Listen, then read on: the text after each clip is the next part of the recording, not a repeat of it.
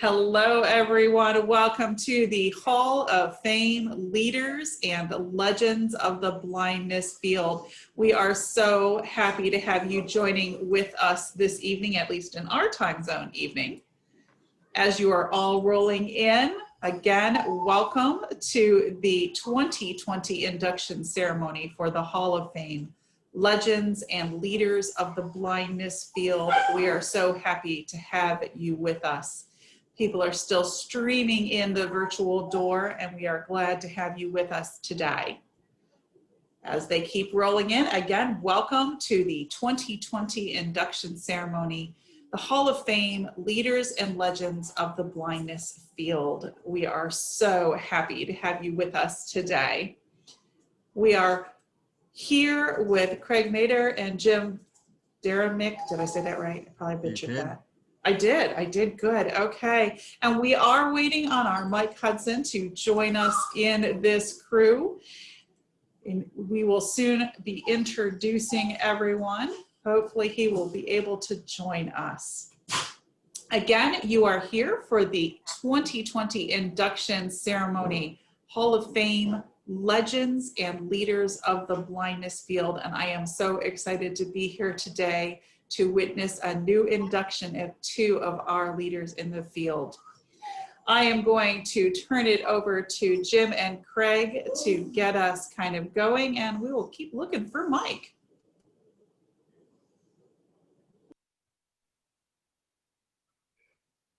I see Mike. Hooray. So do I get to turn it over to Mike then? Actually, let's start our warming video. I will. The warming video. I have a Hall of Fame. There's a video too. Yep. That would be good. Yeah. Well, I have to pull that up. I will pull that up. You get to introduce who we're having, and let me go pull that up. I missed that part. It's all right.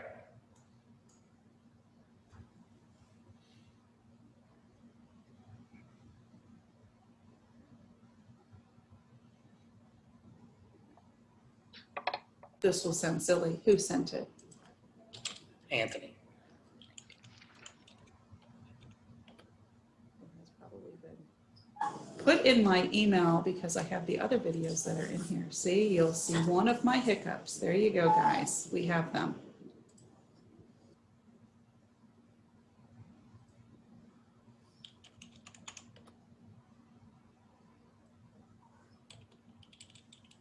Normally at this time we would be working on lunch or dinner or something, so it's just pretend we're eating or something. Bring on small talk conversation leading into the big reveal.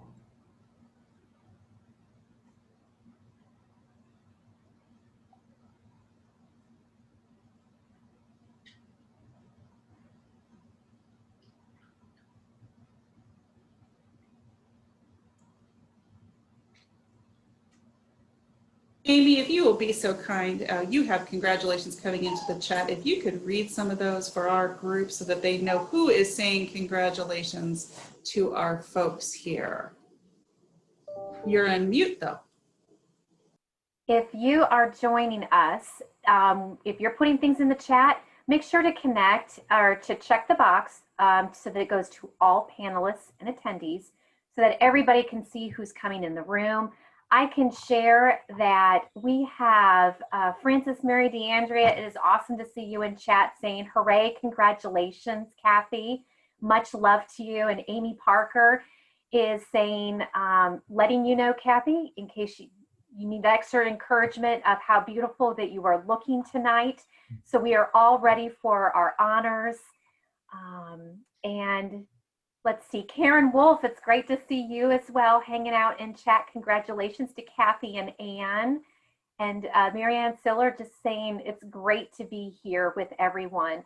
These are some of the comments that have come in that were originally assigned to just panelists. So only us behind the dashboard here see that you don't. So it's great to be able to share that with you.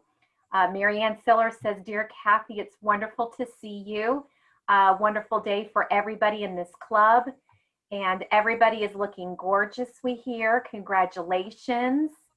And congratulations, Anne, comes from Cheryl Crocker, if I pronounced your name right. And I couldn't agree more. A stellar group of honorees that we are seeing here right now.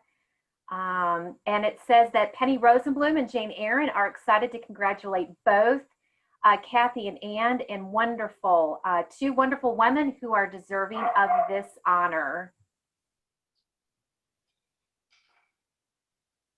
And I'm looking through any more. Just a proud moment for our community in Canada as Anne is inducted into the Hall of Fame. That is so awesome. And just that they just keep piling in so many. But now that people are clicking on panelists and attendees, hopefully you're also being able to see some of these on your end streaming through, and you can also get an idea of who's here and joining us. Warmest congratulations to Kathy and Ann.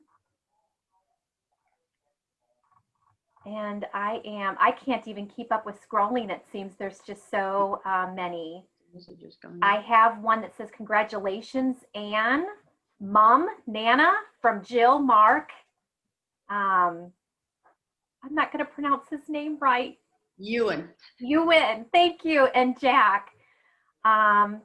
So it's wonderful. Okay, it looks as though we are almost there. Oh, well, this is good. This is one, something about a thunderstorm. Congratulations, Kathy from Nancy. I'm watching you all in the middle of a thunderstorm in Massachusetts. The computer is lit by candlelight, so we're having some mood and, you know, some ambiance to add to this honor for all of you, as if we were around a table as well by candlelight. And hello, everyone. Kathleen is my aunt, and I couldn't be more proud.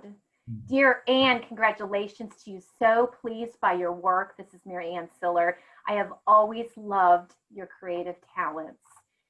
So many kudos and just heartfelt words of appreciation for the work that both of you have done. And people are watching on Zoom, and there's even love yous going out. So I think I might be caught up with that, but yes, most of them are streaming in, and so everybody can see. How are we doing, Leanne? Are we going to find it? Not at the moment. So if you Want me would to like start? to move on, yes, and I will work on trying to get that from Anthony. I do not see it in my inbox or in a file I can access, but I'm working on it. Instead of a warming video, maybe it would be a cooling off video. It'll be a cooling off video. So Jim, take it away. Good afternoon, and thank you, and welcome to the 2020 Hall of Fame induction ceremony for leaders and legends of the blindness field. I'd like to begin by, one, congratulating Kathy and Ann on an honor well deserved. But before we get any further, special thanks go to Craig Metter and American Printing House staff for allowing us, one, to again tap on to the annual meeting to host this event. And more importantly, their technology, wisdom, and hopefully good luck will get us through this for the next 45 minutes or so, because this would not have happened without the creativity and technology that APH has put forward. So Craig, thank you to you and your staff. Leanne, if we could go to the PowerPoint and open up at the first slide, please.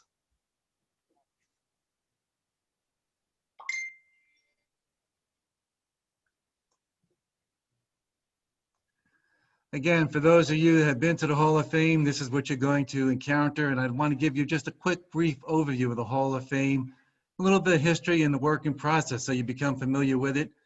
And if you've not been active in the Hall of Fame, you can begin to become a more active member through this short presentation. Next slide.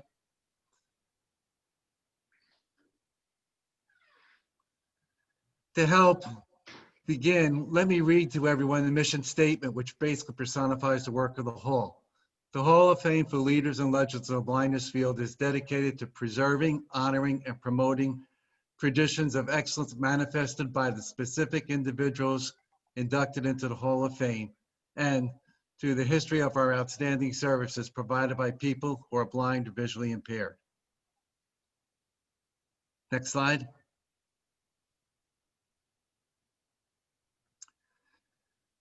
We are approaching the 20th year in terms of the Hall of Fame being on a radar screen to our field.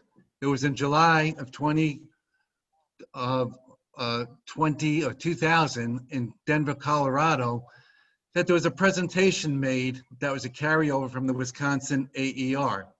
At that time, it was entitled Heroes and Pioneers of the Blindness Field. The four individuals that helped give us a solid footing and put this in front of the field were Mike Nelipovich, Rod Kosick, John Maxson, and Dean Tuttle. These individuals went and identified 32 folks that had made a major impact upon the field in education, rehab, and overall research and delivery service. In that, they created vignettes of the 32 leaders and presented that in general session to the membership at the Denver AER meeting. Next slide. From the Denver meeting, the seeds were planted that in October 2001, the American Printing House under Tuck Tinsley announced that they would provide a permanent home for the Hall of Fame in the old wing of the 1926 part of the building. This was a tremendous asset in giving the field a home for the Hall of Fame that up to this point was a concept and just talk, but not an actual museum. Next slide. Here, you'll see a picture of what was the 1926 Hall of Fame, or the 1926 Hall, where you'll see someone working on a Braille writer. Next slide. Here, I want to show the finished product after renovation had been done. This is a slide that's been circulated, but it's important to see the transition that went on and some of the individuals there. If you're looking at this from left to right, it's Don Keith, who was the development director at the time, Bob Brasher, who's the co-curator still of the hall, Janie Bloom, who's a very active member, Gary Mudd, who is still on staff, and Will Evans. I'd like to go back to the first individual, Don Keith. Since the Hall of Fame has started, we've had 4 different individuals working with us. We've had Don Keith, Paul Kajerkin, and one that I like to spend a little bit of special attention to right now is Bob Belknap. Bob recently left the printing house, and it is with sad remembrance today that I do need to note his passing yesterday, but it would not be kind for us to make sure that we give him the justice and due recognition for his hard work and effort in carrying on the 5 years he was at APH and helping us to have the Hall of Fame grow under his leadership. Next slide. At the annual meeting in 2002, it was the official kickoff and the induction. And in this slide, you'll see 10 or 9 of the 10 living legends that were at that presentation. Each individual is holding up one of the relief boss plaques that were created as part of their induction. Next slide, please. Here, you're looking at 3 of the kiosks that actually house these plaques that have been individually created, designed, and made in honor of our inductees. Next slide, please. Andrew Dakin, who has worked for the printing house, is the sole creator who's done the artwork, the design, and the replication of creating all 66 of the plaques that you will see. It's quite an honor to have an individual such as this with his talent to create such personality and lifelong lasting impressions of these individuals. Thank you, Andrew, for the work that you've done and continue to do for the Hall. Next slide. So the Hall of Fame governance, how does it work? It's an independent organization that is not part of APH, but it is housed at APH through in-kind donation. It's administered by a governing board. It's a rotating terms. There are bylaws, and it's a separate budget, and it's self-supporting, and the members come from within the blindness field itself. Next slide. So currently, to familiarize yourself with the individuals that are currently working on the governance on it, it's myself, who's serving as chair, Bill Weiner, who is vice chair, Bernadette Kaplan, who is secretary, Ann Wadsworth, who is the treasurer, Francis Mary McAndre from Pennsylvania, Michael Hudson, who you're familiar with as co-curator, George Zimmerman, Mike Bina, Lena Nashasi, Roseanne Silberman, and Bob Brasher, who has served as ex officio member of the board as a co-curator with Mike. Next slide, please. I'd like to mention the sustainability of the hall, because again, as a project of the blindness field, the Hall of Fame generates its own revenue. It has three main sources: sponsorship, wall tribute stones, and donations. Next slide, please. The sponsorship covers the cost of the relief plaques, the design, the artwork, the creation, the duplication of the plaque that goes to the individual of the Hall of Fame.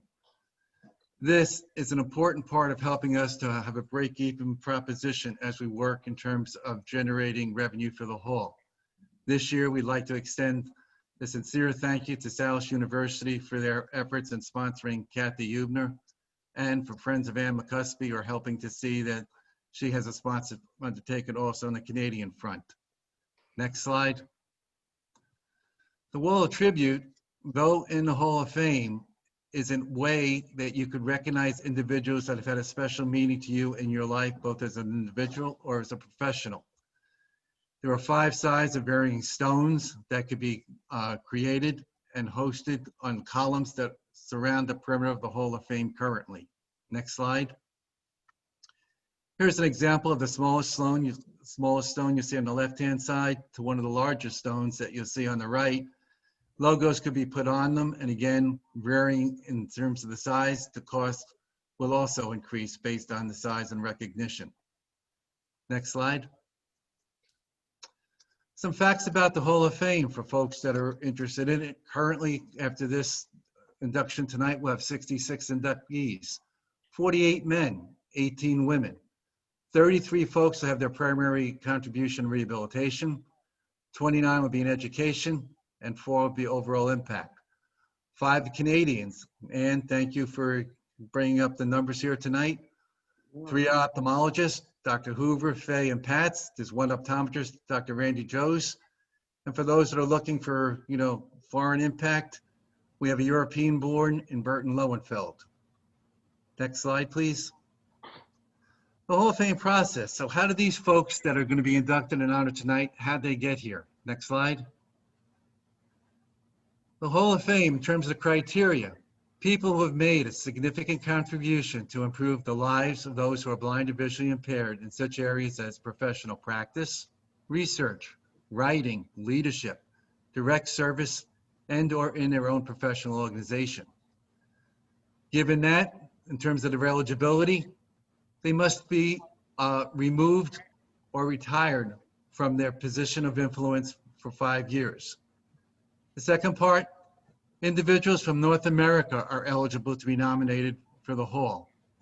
Currently, we have the US and Canada represented. There is no representation or nominees from Mexico or the Caribbean. So if you know of talent in that area, please follow this process and seek some of these nominations so we have some more diversification. Next slide. In terms of nominations, they must be submitted through a comprehensive, and it's online.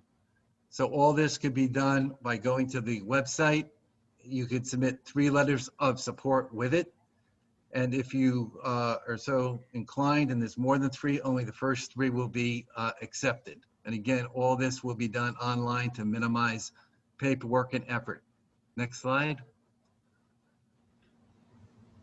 If you want to learn more about the Hall and to encourage you to take a tour, I encourage you to go online, or if you're in the area when we have some restrictions lifted and APH is open for visitors, I strongly encourage people to go and to take a visit. If not, in the interim, go to aph.org/hall, and this will allow you to go and to access the hall and have experiences through the virtual component. Next slide. I'd like to end with some words that one of the individuals that's done quite a bit in creating some of the biographies for our current inductees has put forth. In it, he describes the Hall of Fame as the paths that our heroes have blazed and the legacies that they have provided with the purpose and meaning. So Dean Tuttle, thank you for putting such profound words and describing the folks that are a very select club that both Ann and Kathy will join tonight. With that, I encourage you to get involved, and we're going to turn the program over to Mike Hudson, a co-curator who has helped being our man on site at APH to keep the Hall of Fame current and well-maintained. Mike? Thank you, Jim. Well, I'm joining you this year live from the Hall of Fame itself. Behind me are the stories of the lives of the most famous and honored members of the field of blindness, here, forever hallowed and remembered. I'm honored again this year in my role as co-curator of the Hall of Fame for Leaders and Legends of the Blindness Field to introduce our two new inductees in the class of 2020. My co-curator and partner in crime is Bob Brasher, who once again this year declined to participate in our ceremony.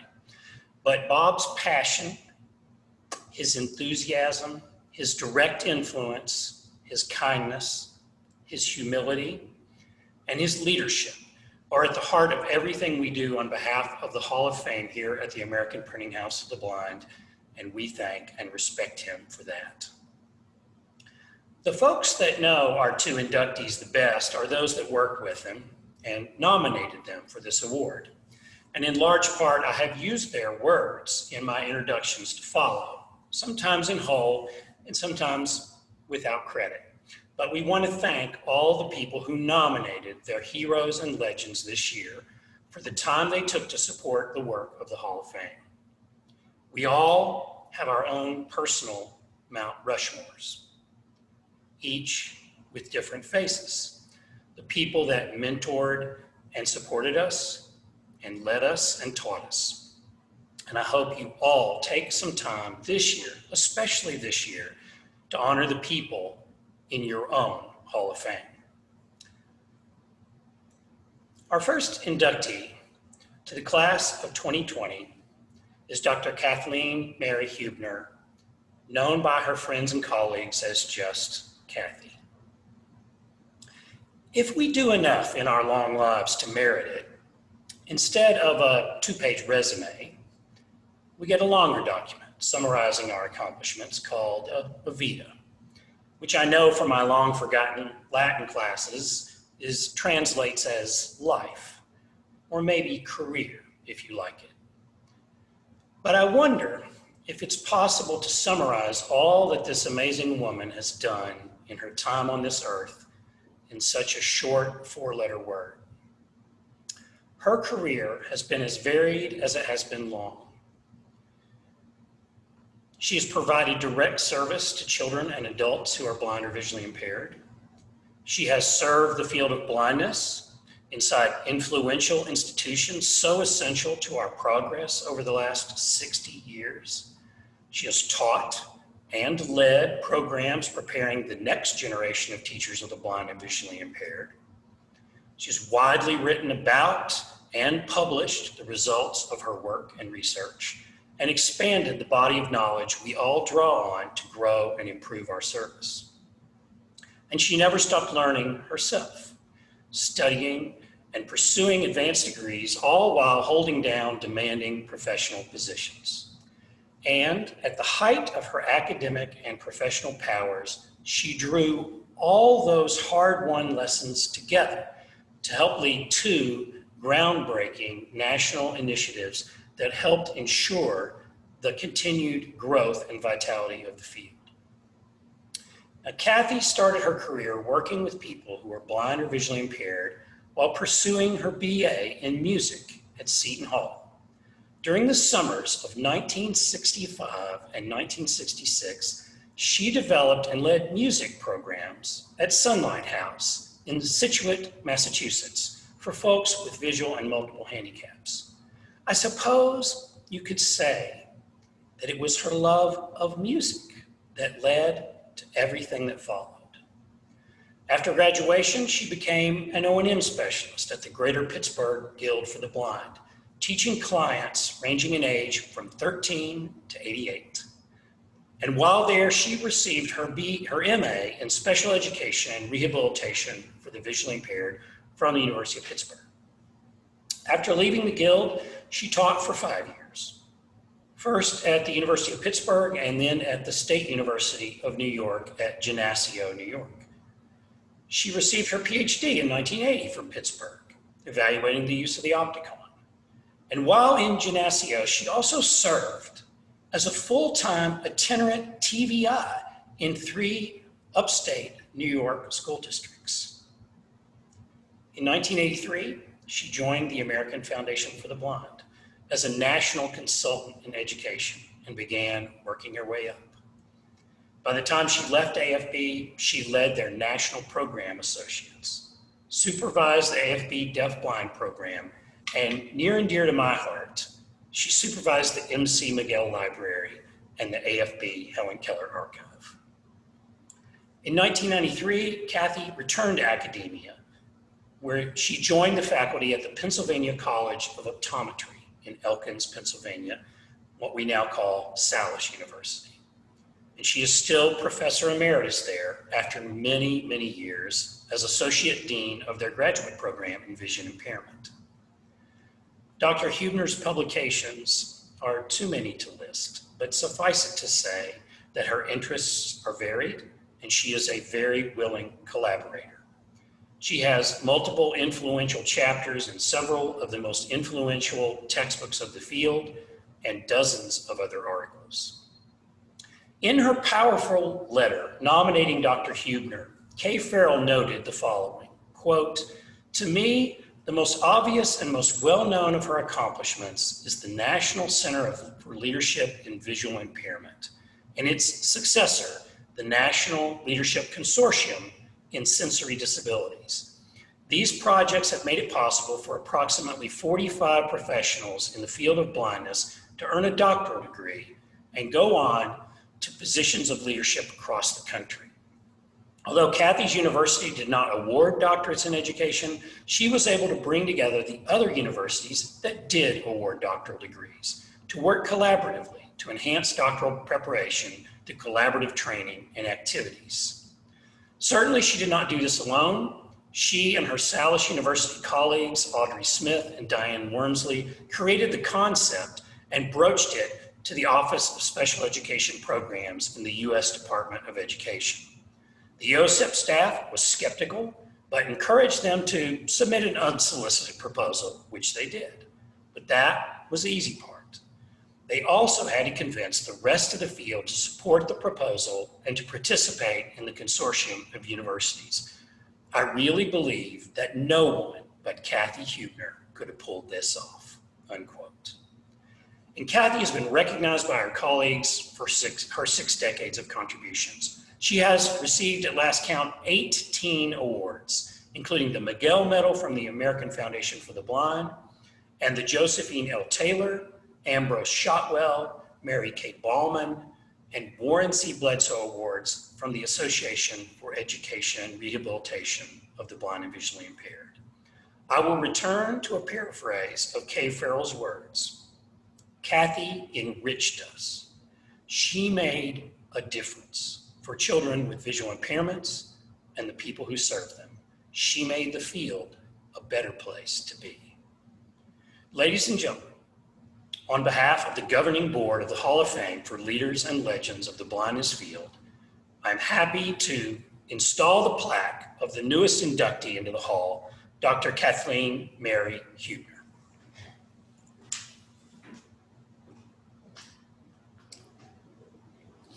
And in a show of an applause, if you can figure out your hand button, you can raise your hand.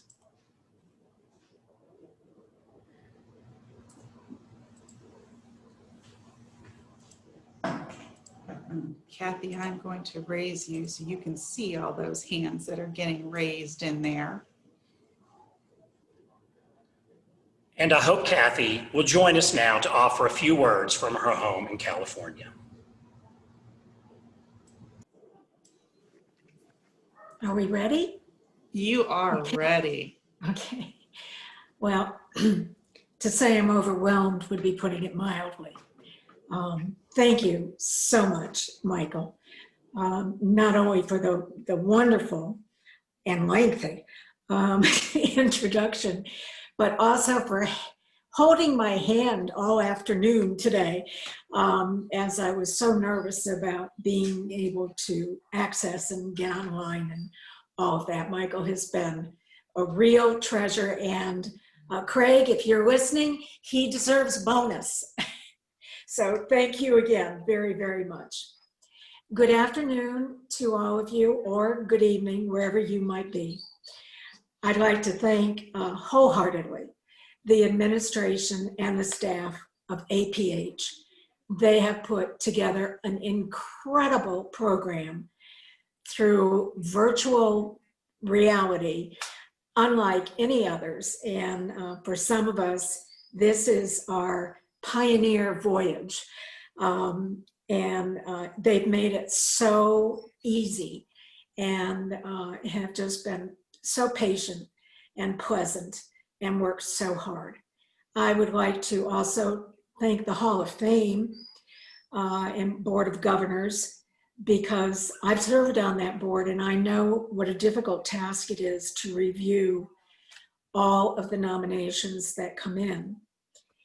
I'd also like to take a moment, and these are the only people I'm going to name by name because I'm really afraid I'm going to miss somebody.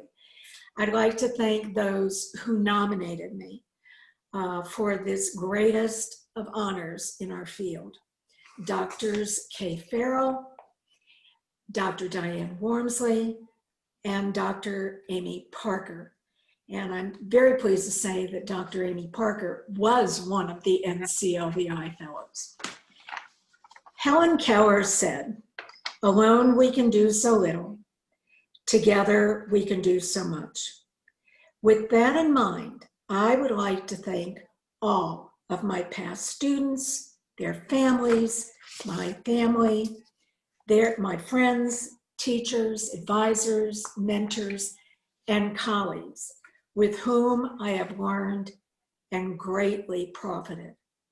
Their guidance has led me throughout my life and my career.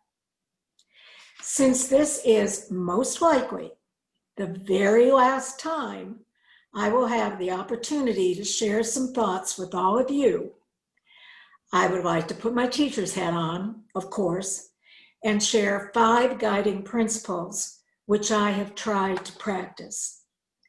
Although I often fell short, I encourage you to try to implement these 5 principles as you provide services to individuals who are blind or visually impaired. First, always, always have the highest expectations possible for your students, your clients, your colleagues, and most of all, for yourself. Second, be a strong and knowledgeable advocate for yourself, your colleagues, and your students. Remember to follow the advice of Dr. Martin Luther King. Our lives begin to end the day we become silent about things that matter.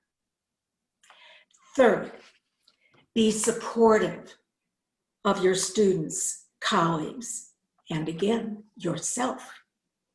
Never hesitate to express positive feedback to all those with whom you work. Keep another Helen Keller quote in mind. "Optimism is the faith that leads to achievement. Nothing can be done without hope and confidence." Fourth, always look for alternative strategies to accomplish your students as well as your own goals. Don't be afraid to be audacious and bodacious. Fifth, believe in the power of collaboration, as it is essential to accomplishing the goals you have for your students and your clients. I am truly honored and humbled to be inducted into the Hall of Fame for leaders and legends in the field of blindness. I am privileged to have personally known and benefited directly from interactions with and the readings by 37 of those inducted before me. I have literally learned at the feet of many of them. I am thankful for everything they taught me as I struggled to attempt to walk in their shoes. One thing that each one of them shared was that when I first met them, and I can remember the first time I met each and every one of them, they were always supportive, generous, gracious, welcoming, and so giving of their knowledge and their advice. I have been involved in the service to individuals who are blind and visually impaired for more than half a century. And during that time, I have seen incredible changes and progress. But sadly, I have also seen little to no change or progress where needed. We continue to have newly blinded adults and blind and visually impaired children who are not receiving the services that they deserve. Even with the passage of ADA and other important legislation and the work and efforts of organizations such as APH, National Federation of the Blind, the American Foundation for the Blind, American Council of the Blind, and the parent organizations. With all their efforts in advocacy, we are still not providing the level of quality services in a timely fashion to many individuals out there who are deserving of those services. In the words of another great leader, Eleanor Roosevelt, a good leader inspires people to have confidence in a leader. A great leader inspires people to have confidence in themselves. To handle yourself, use your head. To handle others, use your heart. Tomorrow is a mystery. I hope that you will carry forward and continue the fight for prompt and quality education and rehabilitation services while having high expectations for your students, clients, their families, your colleagues, and for yourself. You count too. You matter. As Justice Ruth Bader Ginsburg said, fight for the things you care about, but do it in a way that will lead others to join you.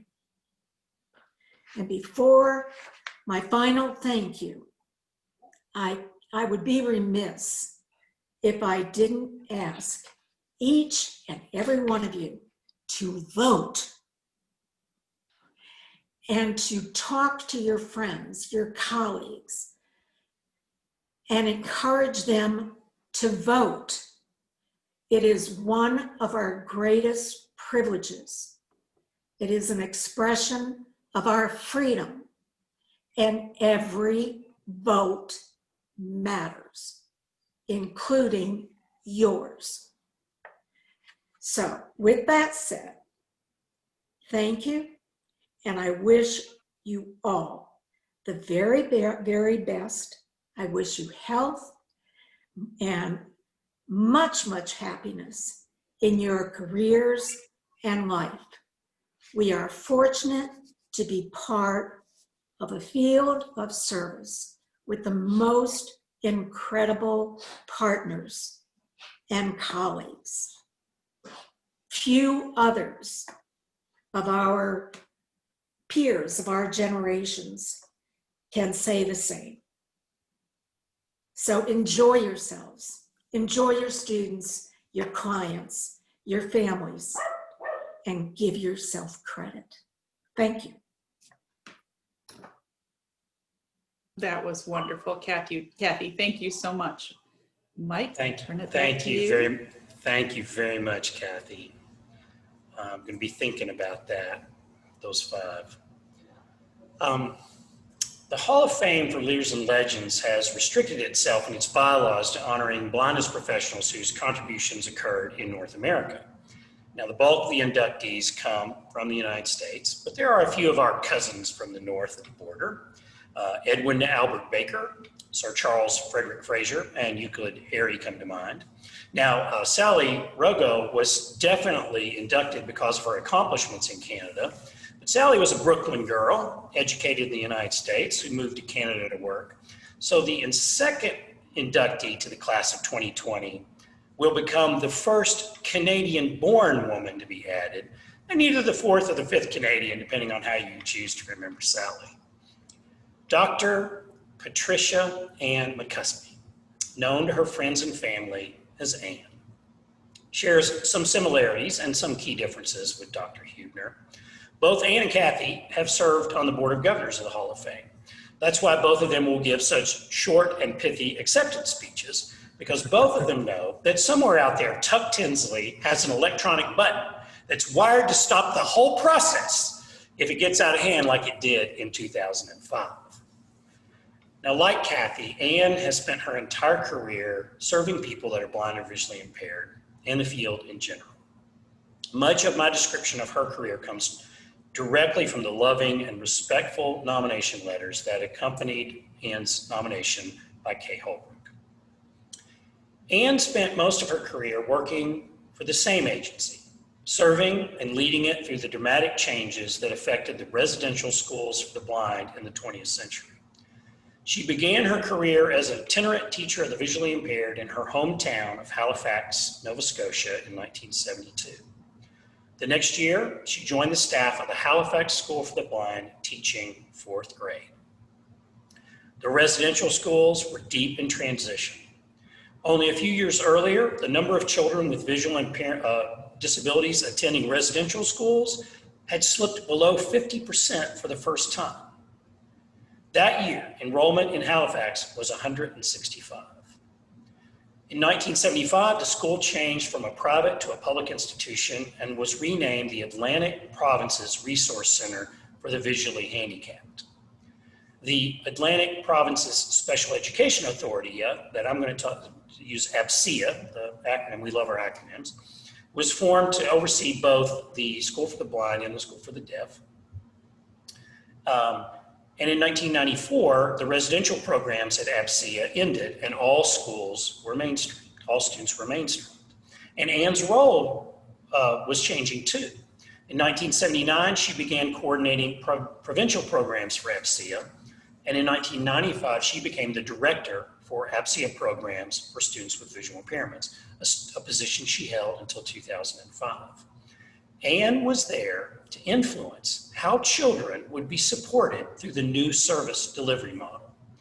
The APSEA model of service delivery was such that students went to the school for limited periods of time to receive intensive assessment and instruction in disability-specific skills. And then they returned with those newly acquired skills to their local school districts to continue learning alongside their peers. To this day, the APSEA model is held in high esteem by educators in Canada as the inclusion of students with disabilities continues to be the focus of our educational system. Ann's employment did not necessitate research and publication, but she felt a strong commitment to professional communication, especially sharing data for important decision-making. Ann's writing and her research had a profound impact on the quality of training and professional learning among teachers of students with visual impairments in Canada. Her groundbreaking book, Promoting Acceptance of Children with Disabilities from Tolerance to Inclusion, is widely cited. Her compassion for the social needs of her students and her devotion to making sure that those needs were met have encouraged schools to think beyond mere academic preparation to include a more comprehensive preparation for success in life. And Ann could always be counted on to join in big efforts. Her leadership and work on the Canadian Braille Authority led to large grant awards for special projects. She was on the UEB Implementation Committee and played a key role in decisions regarding when and how the new code was to be adopted in Canada. And she became the Canadian voice in organizations such as the AER and the International Council for People with Visual Impairments. And as committee co-chair for the first Canadian National Standards for Children and Youth who are blind or visually impaired, including those with additional disabilities, she helped to create the first comprehensive account of essential educational services for students with visual impairments. This document, the Canadian equivalent to the National Agenda for Children and Youth with Visual Impairments, including those with multiple disabilities, served as a vehicle for advocacy for equitable services across Canada. And Ann was at the forefront of virtually every Canadian effort to improve services to individuals with visual impairments.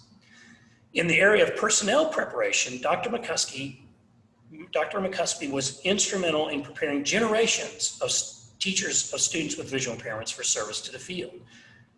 Due to her tireless efforts to maintain a training option on the East Coast of Canada, coordinating the teacher training program at Mount St. Vincent University in Halifax, she ensured that local teachers could be responsive to the needs of students in their home communities. And for that unmatched service, among many other awards, Dr. MacCuspie received the Order of Canada, the highest civilian honor given to Canadians for exceptional contributions to Canada and humanity. The award itself is an impressive indication of the importance of her work, but her colleagues noted that Ann used the public attention not to highlight herself, but to promote the education of students with visual impairments. Her humble, generous spirit was consistent with the gifts she has given throughout her work. For her services to her students, for her services to her colleagues and to Canada and to the world, the Board of Governors of the Hall of Fame for Leaders and Legends of the Blindness Field is proud to induct Dr. Patricia Ann MacCuspie into the Hall of Fame, and I will now formally install her plaque. And another opportunity for you to give your round of applause by showing all of those blue hands. And Ann, I am going to raise you to co-host and let you see all of those hands up here in that chat. You've got lots of hands raising, so a round of applause. And lots of information inside the chat. And now, of course, we hope Ann will honor us with a few words from her home in Nova Scotia. Thank you very much, Michael. First, I want to thank the many people who are involved with the Hall of Fame and their personal time to do the work of the Hall of Fame. All the documentation and information they collect will be the history of our field, and I think that's a great commitment from the Hall of Fame. I'm tremendously honored to have my contributions and acknowledged tonight. This award is first and foremost an acknowledgement shared with a wonderful team of colleagues with whom I worked throughout my entire career. I'm here representing them, a team who worked collaboratively to ensure appropriate services and programs were designed and implemented throughout Atlantic Canada. During my career, I was both blessed and challenged by the tremendous changes in the field. Things like early intervention for children, a formal program of orientation and mobility for children, adaptive technology, change in the Braille system, all those things which we had to incorporate in Canada. And we have never had a federal agency in Canada that oversees this. So each province must work to develop their own services. And we in Atlantic Canada have the 4 provinces where we've worked very well together and shared with the other provinces of Canada. In Atlantic Canada, our programs and services had to address the needs of approximately 800 children. These services had to be provided in 2 official languages, English and French. And the delivery of services was over an area of 93,000 square miles. So you can imagine that we had lots of challenges as we moved from the residential school to off-campus services. And then I think one of the most wonderful things that has happened in Atlantic Canada, and a great accomplishment, has been a formal connection between public schools, inclusive public schools, and the special center where services are provided for those students in the public school systems. Needless to say, I'm very proud of the work we've done in Atlantic Canada and of the dedicated colleagues with whom I've worked. In the process of preparing my acceptance of this honor, I've had an opportunity to reflect on my career and the incredible benefits I have received by virtue of working in this field. My first teaching assignment, or actually my second, as mentioned earlier, was with 10 grade 4 students at the Halifax School for the Blind. This was an opportunity to teach and interact with those students with and it made an incredible impact on me. Both during my early days, as I moved to administration and dedicated, with dedicated and passionate professionals to assist and motivate. They motivated me every day. I was fortunate to have the opportunity to participate in special projects and committees throughout North America. And I'm pleased to say that even after retirement, many of the friends and colleagues that I met are still in touch, and we do connect now and then. So that's a wonderful outcome of this profession.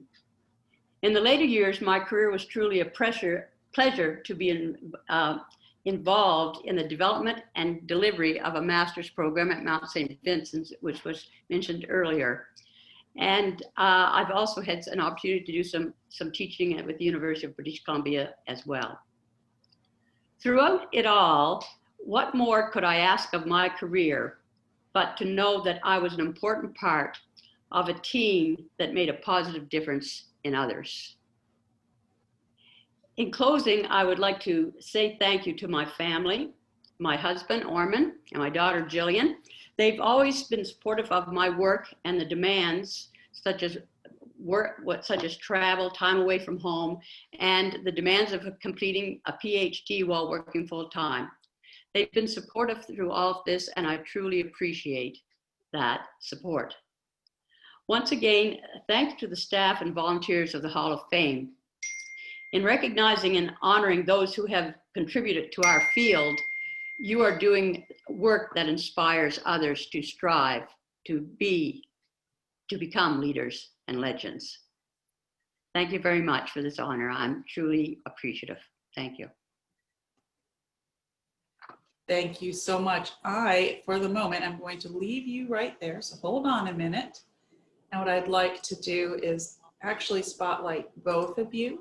So I have both Ann and Kathleen available on screen. I want to say congratulations and actually grab an unusual snapshot while I have the opportunity. So I'm going to say, smile your best smile so I can grab that. And I have grabbed that picture. Thank you so much. I'm going to turn it back over to you, Mike. I think our president at APH, Craig Metter, would like to give us some final comments. Take it away, Craig. All right, thank you, Mike. Ann and Kathy, honors well deserved. I go back to my beginnings in this field and seeing those names. And you know, I think that's probably the most amazing thing about the hall is, as you mentioned, Kathy, the fact that you can walk through there and say, I heard that person speak. I sat at their feet. They gave me some good advice.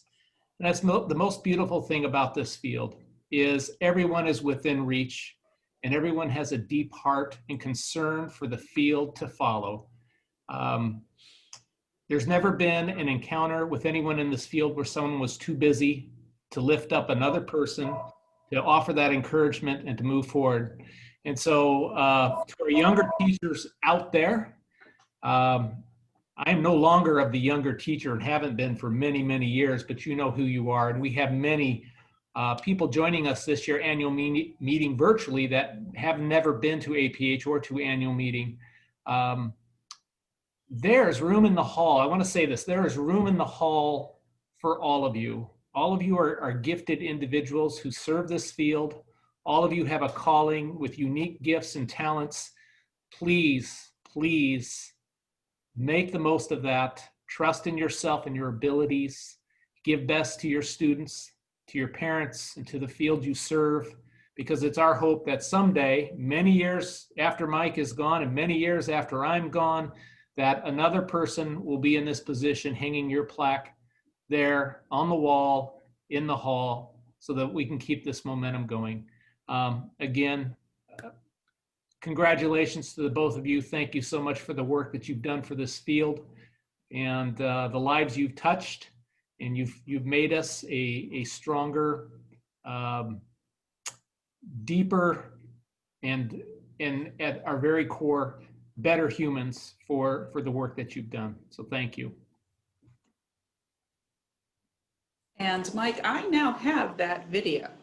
So you called it something other than a warming up video. Leaving you with warm fuzzies video. How's that?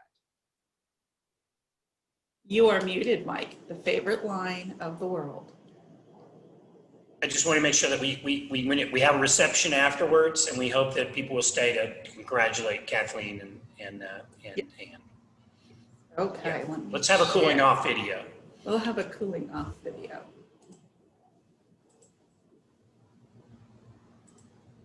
Oh, I forgot the magic button. And if you know Zoom, there's a magic button when there is sound. Let me try that one more time with the magic button.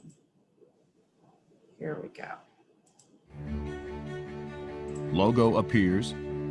Hall of Fame for leaders and legends of the blindness field. Photos of the Hall of Fame appear on screen. The significant professional colleagues inducted into the Hall of Fame are an inspiring cross-section of heroes and pioneers who not only shaped our rich history, philosophy, and knowledge, but also give us insights into the current and future challenges of our field. Class of 2020. Today we are proud to introduce the Hall of Fame Class of 2020. Dr. Kathleen Huebner, Dr. Ann MacCuspie, Hall of Fame for leaders and legends of the blindness field. As portraits of the Hall of Fame legends move across the screen, we are reminded of the words of inductee Dr. Dean Tuttle. The paths that our heroes have blazed and the legacies they have left provide us with purpose and meaning. The Hall of Fame for leaders and legends of the blindness field is dedicated to preserving, honoring, and promoting the tradition of excellence manifested by the specific individuals inducted into the Hall of Fame, and through the history of outstanding services provided to people who are blind and visually impaired. At the 2002 ceremony honoring 10 living legends, Dr. Philip Hatland said, "Each of our legends has moved us closer to the goal of achieving equality for persons who are blind and visually impaired. Our responsibility to these legends and our pleasure is to move it along further. We are honoring them because their contributions are so significant, so dramatic, that they have taken us to a level much higher than we may have thought possible."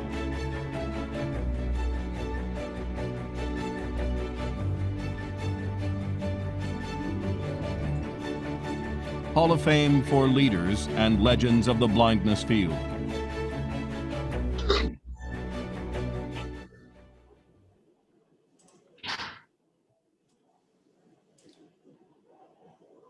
Okay, now we have some people that really did want to speak some words. I am going to grab the two for Kathy that indicated to me early on that they wanted to speak. Kay Farrell, if you are on, will you raise your hand? I want to make sure I grab you. There you go, Kay. You should be able to speak now. Okay, thanks very much. Kathy, when we first met in 1978 in Dr. Mary Moore's office, who would have known where you would be today? I just think of Ralph Peabody and Mary Moore and how proud they would be. I want to tell you that I made this nomination because Susan couldn't, because she would have. In honor of your parents, Herb and Mary, and to commemorate a career that was just, took me along for the ride in many ways. So I'm so happy today that you have been inducted, that we can congratulate you, that I congratulate you, that Richard congratulates you. We're all tuned in and we're on the television, even behind us on the big screen. But I just want to thank you. You've gone from being my hero to being a legend for the rest of the country, the rest of the world, the rest of the field. Thank you so much. Thank you, Kay. The other person that reached out is Natalie Hilson. Natalie, if you'll raise your hand. Oh, I found you anyway. There you go. Your mic is open, Natalie. Thank you very much, Leanne. And first, I'd like to say so many congratulations, Kathy, on receiving this unparalleled honor, which you so much deserve. Mike Hudson already gave an eloquent introduction, and Kay's remarks just now, of course, captured everything so wonderful about you. But I just would like to add that the words exceptional and remarkable are a bit overused nowadays, but in this case, they really don't begin to capture the truly stunning range, depth, number, and diversity of your tremendous contributions. If I were to actually attempt to describe all of your accomplishments, awards, publications, and professional service positions, or the impact of your work, we'd literally be here for days. And as you said, we all have to go home and vote. So I will just say that in your career, you have done nothing less than help change the national landscape. And you help sustain the education and production of leaders in the field. And thus you have helped ensure the continuation of the field itself. You've also improved the lives of thousands of people who are blind or visually impaired and their families, and of thousands of professionals as well. So thank you so much, Kathy, for everything you've done, and for being an unparalleled colleague and friend to me. And in my humble opinion, if the Hall of Fame of Leaders and Legends of the blindness field didn't exist, it would need to be created in order to recognize, salute, and cherish you and other individuals who have made the world a far better place through your lifetimes of service to the field. So thank you, APH, for that opportunity and for this wonderful ceremony. Thank you, Natalie. Kay Holbrook asked to speak for Ann. Hi, can you hear me? Yes, We can hear you, yep. I'm not muted now. Oh, it's such a pleasure to be at this ceremony, and congratulations to both Kathy and Ann. And Mike, you did a fantastic job of giving some context to where we are in Canada and the work that's been done. I wanted to just say a couple of more things, just in case you don't know this, but in the context of Ann MacCuspie's amazing Canadian work. Canada is the largest country in the Western Hemisphere and the second largest in the world. More than half of the lakes in the world are in Canada. And the literacy rate in Canada is 99%, which really shows the value of education. 80% of the population in Canada live within 50 miles of the United States. So you can imagine the vast expanses that we have. And these challenges are really important for us to consider. I think of three things when I think of Ann, and Ann, I'm talking to you and about you. Sorry about that. But first is that her work has focused on both local and national effort. She's never lost touch with her roots as a teacher, and she carried that focus with her to make her national and international efforts more meaningful. And the second thing, and this is so important to me the older I get, and that is that Ann has led us all to a place of wisdom. Her attention to the high standards in the face of systemic challenges and her patience have been a model for all of us. And the third is that Ann approaches the professional work with humility and with kindness. And it comes through so clearly in her choice of issues that are important to her. So if you've been fortunate enough to have Ann in your professional bubble, your work, your outlook, your knowledge, and your understanding will have benefited greatly. We are thrilled that Ann MacCuspie is being inducted into the Hall of Fame. She is among the very best of us. Thank you, Kay. Another person who has reached out is Glinda. Glinda, I've released your mic. Yes. Can you hear me now? We can hear you. Great. Kathy, I'm so happy that I finally got connected so that I could be here for tonight. You have no idea what this means to me to see you get this wonderful award. Well, the things you've done and the things you've taught me and the things we've done together have been unbelievable. You've made my career so much more than what it was when I came to OSEP. And I will always remember first meeting you at the MPTP. Wouldn't Susan love to hear me say that? You really impressed me during those meetings. And I thought, this is where the sparks are. You could see where it was coming from. You were there, Cap was there, all of you wonderful people in personnel preparation. And I think you've done a fabulous job. When you look around the country now, that's what I was doing tonight. The reason I was late, I was looking at new awards and looking at old awards. You would be so surprised to see, oh, you wouldn't be surprised to see all of the scholars and all of the fellows that have grants now. When I came to OSEP, there was one grant funded in personal preparation and vision. And now we have about 25 funded currently. It's amazing, Kathy, and it's your work that did that. Thank you so much, Kathy, and I love you so much. Your mom's looking at us right now, and she's laughing. So she knows what kind of trouble we can get into, doesn't she? You take care, Kathy, and I love you, and congratulations. Thank you so much. Pam Ranelli?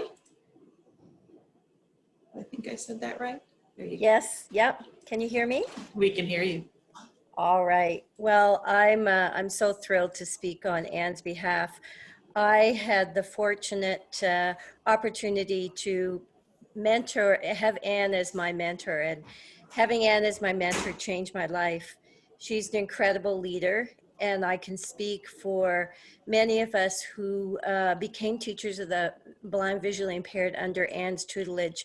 And we are so fortunate because she's the ultimate professional and such a strong and tireless advocate for children who are blind visually impaired. She changed, I think, the perception about children who are blind visually impaired and their right to be fully included in classrooms with their peers, worthy of respect, learning, and world-class education. And Ann, I would say she devoted her entire career to ensure that kids had that opportunity. And she led us to fight with that same advocacy throughout her career. And I think, as Kay said, she not only was focused on Atlantic Canada and what was best for children in Atlantic Canada, but she tirelessly served to better every kid in Canada that required services. And she served on committees. I know she spent lots of time away from her family and her work, and she is, I can't think of anybody who's more worthy of this recognition than Ann. She's truly changed the landscape for education in Canada. And that's not an easy task because there are no national organizations. It is provincial, and Ann had that influence across the country. So I'm so proud of Ann. I'm honored to call her also my friend. And thank you very much for seeing that as well and honoring her today. Thank you, Pam. Adam Wilton. Hi, thanks so much. You know, I unfortunately didn't come with any fun Canada facts, and I'm so glad that Kay took care of that for me. And it is such a pleasure and honor to speak on your behalf as well. The work that you're doing, the work that you've done, and the legacy that you've brought to our field here in Canada continues to shape our work every single day. A student in British Columbia can get a Braille title produced in Ontario or Nova Scotia thanks to your leadership. If a parent or stakeholder needs to know what they should expect from their educational programming for their child, they turn to the standards that you shepherded into our community. On a personal note, Anne, I was incredibly starstruck when you and I worked on the self-determination chapter in the 3rd edition of the Foundations of Education textbook. I'm still starstruck to this day. Your calm, kind approach to collaboration was the reason I think that we were able to get that chapter out into the world. And I know it's something we're both proud of. I'm so proud to be a member of your professional bubble, Anne, as I'm sure all of us in Canada are. Thank you. I have a place to be soon. So I'm going to take one more. Diane Wormsley is at the top of the list. Thanks, Leanne. Can you hear me? I can hear you. Hi, Kathy and Ann and Mike and Jim and Leanne. I thought I would just be able to wing it because I'm usually so good at winging it, but I find myself at a total loss of words. I think back about Kathy and me going through all of the things we've been through over the years. We probably know more about each other than we should. But Kathy, thank you for the absolutely inspirational speech that you gave. And you're as good as Obama. He's a wonderful speaker, and so are you. I think that for those people who listen to you give the Mary Kay Bauman speech, they would have heard some similarities in terms of trying to get people to do the best that they can do out of themselves. And I just want to thank you for being my friend and colleague and mentor and being there all the years that we've gone together. And congratulations on this so well-deserved award. Thank you, Leanne, for letting me speak. Thank you, thank you. I don't think we would be able to get to every single person that is speaking on here. So I want to encourage all of you to reach out to Kathleen and reach out to Ann and give them your congratulations. I know if we had been in person, you guys would be surrounding them for the next few hours. So surround them through a text, through social media, through a phone call, through an email. Please do that. And I want to thank you. I'm going to hand it back over to Mike for our final adieu. Well, on behalf of the board and Jim and everybody here at APH, thank you everybody, and thank you Kathy, and thank you Ann. What would we do without people like you? And now we have a reception. We hope everybody joins us for that.